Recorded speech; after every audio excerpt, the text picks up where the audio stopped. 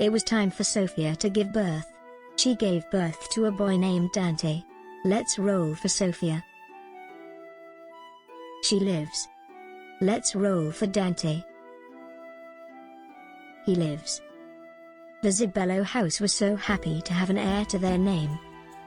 In Arthur's house, it was also time for Margaret to give birth. She was so scared since she was all alone.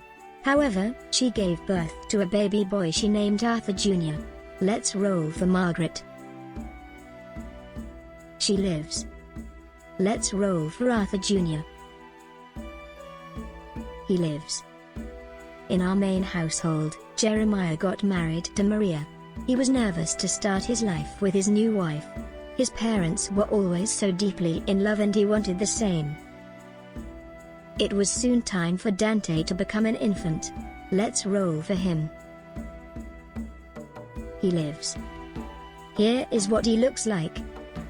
It was also time for Arthur Jr. to become an infant.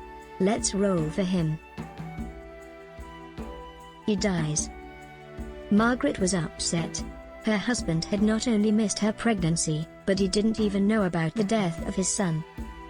In the Kirk household, Molly found out she was pregnant. She and Leonard had been having a difficult time with their relationship and so Molly wasn't feeling too excited about the pregnancy. In the Zibello house, Sophia found out she was pregnant yet again. She was so excited to have a bigger family and Eleanor was confident that the curse had broken at last. In the last part of the year, in Nathaniel's house, it was time for Nathaniel and Josiah to become young adults.